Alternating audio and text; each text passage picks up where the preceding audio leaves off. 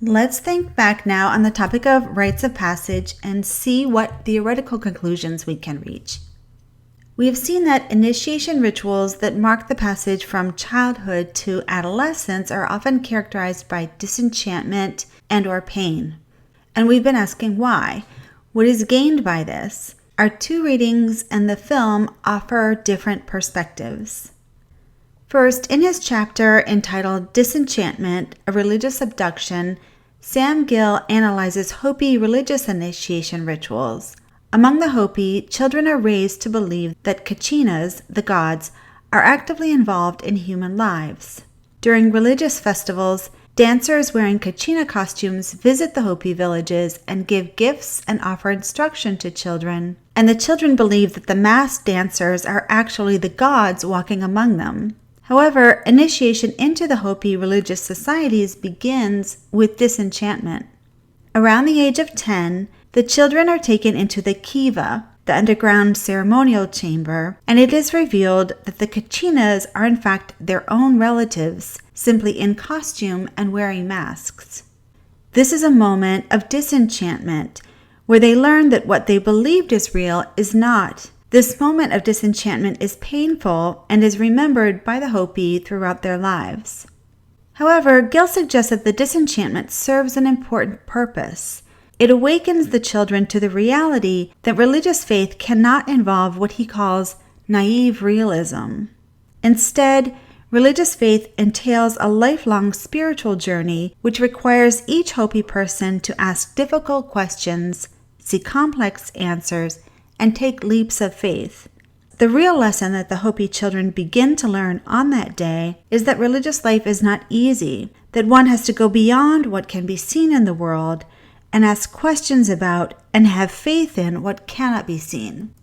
A couple of passages from the chapter nicely capture Gill's argument. First, on page 70, Gill says, quote, "He may see the world as meaningless, or he may undertake a quest for a fuller understanding of the world. The experience of disenchantment initiates the world-creating and world-discovering human and cultural processes we know as religion. It stimulates inquiry, thought, creativity, wonderment, and the eventual formation of the sense of the religious world." End quote. Then on page 72, Gill says, quote, "Acts which seem to spell the end of religion are the very techniques that thrust the initiate into the arena of adult religious life with incentive to plumb its full depths. They lay bare the limitations of naive views of reality, so that through deepened participation in a religious community and celebration of the day-to-day events of life in religious ritual, the individual may increasingly explore, create, and experience worlds of fuller meaning." End quote. Gill's chapter focuses on disenchantment, a kind of emotional pain. In contrast, the second reading focuses on physical pain.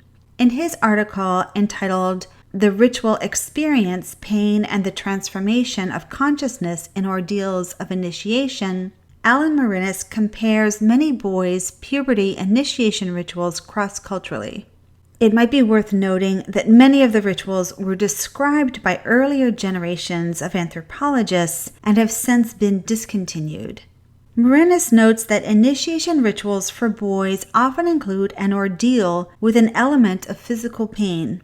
Typically, the initiant is instructed to step forward to willingly submit to the pain. Often, the pain is inflicted by a family member. According to Marinis, the purpose of this kind of experience is to create a state of heightened self-awareness in the act of self-sacrifice. This experience not only conveys the message of self-sacrifice, but it also actually creates the kind of willing self-sacrifice and self-awareness that is necessary for adult life. Marinis notes that what the child is learning is that to be a mature adult, the individual must at times forego his own individual desires and make decisions for the good of the group. The initiation, then, is the first time that the child willingly embraces a sacrifice, and then through taking that step in a real way becomes part of the adult world. The mind of the child has been transformed into the mind of an adult.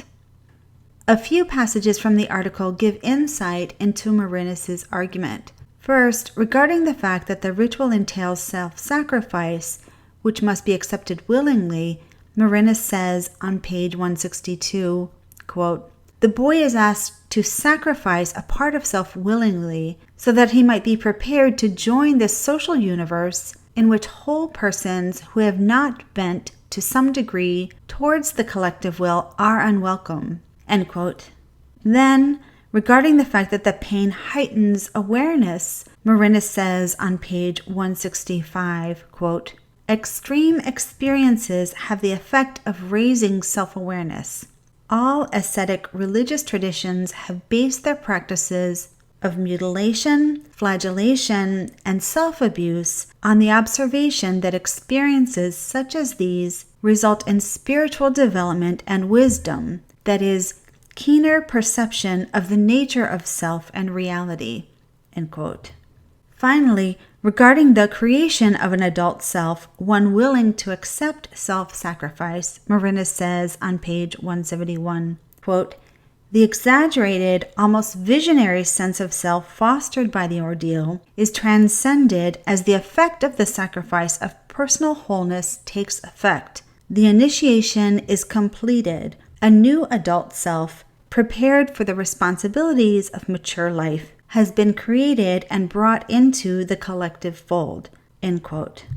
Again, to summarize, Marinus argues that the boys' initiation ceremonies often require them to willingly step forward to receive pain inflicted by another member of the social group, often a family member, because this act mirrors what will be required of them as adults, sacrificing individual comforts for the good of the group. The pain, in addition, heightens consciousness at that crucial moment so that the message is received vividly and unforgettably. While the Hopi experience of disenchantment is different from the physical pain experienced in the boys' initiation rituals described by Marinus, all of the rituals offer shock and a rude awakening, the word awakening being key. In all of the cases, the youths are being awakened to certain realities of adult life. In the case of the Hopi, they are being awakened to their responsibilities to ask difficult questions and seek complex answers. In the cases discussed by Marinus, the youths are being awakened to their responsibilities of self-sacrifice for the good of the group. What is common is the message that adult life involves challenges that must be faced with inner strength and resolve. Furthermore, the rituals themselves, through the element of ordeal, cultivate that inner strength and resolve. The film Maasai, A Warrior's Rite of Passage, provides a valuable contrast. While the writings of Gill and Marinus pertain to initiation of boys into adolescence, the transition depicted in Maasai, A Warrior's Rite of Passage, pertains to a later stage in life. This film documents young Maasai men graduating from the warrior status to junior elder status. In this new status, they will be eligible for marriage and the full responsibilities of adulthood. In the 3-day ceremony, we do not witness elements of disenchantment and acute pain. However, we witness emotional shock. My interpretation is that shock is employed as a technique to heighten consciousness and convey the significance and solemnity of the lessons being learned. The warriors are gearing up for profound changes in their lives and in their responsibilities, and the ritual has to convey the weightiness of these changes. The social transition from warrior to junior elder status is considerable. As warriors, the young men have literally lived on the outskirts of society. The warrior stage is one of adventure, romance, and male bonding, as the warriors live together in groups and share food, chores, and even relations with women. In the elder stage, the warriors will no longer live with their friends. Instead, they are now eligible for marriage and will live in a homestead with a family that they create through marriage and producing children. They will own cattle for the first time. In Maasai life, children represent prosperity because children increase the family's herd of cattle. Cattle are given as a gift to a bride's parents when she marries. Those gifts are also known as bride wealth. Sons increase the family's herds when they are in the warrior stage of life and conduct raids. Being an elder means many things. The narrator says, quote, "First and foremost, they are family men. They are also wise men, medicine men, advisors, and judges. They must guard Maasai culture, uphold tradition, and maintain the welfare of all Maasai. This time marks a period of responsibility, marriage, and the acquisition of children and cattle. At its heart, the ceremony involves a symbolic marriage between the new elder and cattle. Cattle represent nourishment and prosperity. Owning cattle for the first time, these new elders will be able to support their growing families. The marriage between the new elder and the cattle symbolically represents the man's new roles as patriarch and provider. The graduation ceremony for warriors is a 3-day ceremony. On the first day, a special type of grass is collected from a region at a great distance. This grass symbolically represents nourishment, since the cattle depend upon it and the Maasai depend upon the cattle. On the second day, the warriors and elders sacrifice a cow. The skin of the animal is pulled back to create a large pocket into which the cow's blood pools. The blood is mixed with a honey wine, milk, and tea. The warriors drink the blood mixture directly from the body, which is likely to be a very shocking experience. The hide is cut into strips, which become rings, which signify the, quote, marriage between the warrior and the bull, end quote. Ultimately, the ceremony entails little of the disenchantment or physical pain found in the other rituals we've looked at in this unit.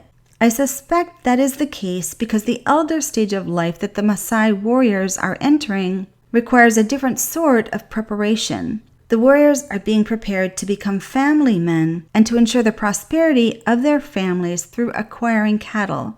They are leaving behind the adventure and romance of the warrior stage, but they are gaining status and respect within the community as a whole. The most somber moment of the ceremony is when they drink the blood from the cow's stomach. The likely shock of that experience would render unforgettable the symbolic marriage between the new elder and cattle. Overall, though, the mood of the ceremony is celebratory. The warriors at this stage perhaps do not need to endure ordeals and make gestures of self-sacrifice because the role that they are being prepared for is not onerous. Instead, they are entering an exalted status in which they are free to pursue prosperity through increasing their herds and their number of children. Ultimately, the ceremony has quite a different feel because its purpose is quite different. That's all for now.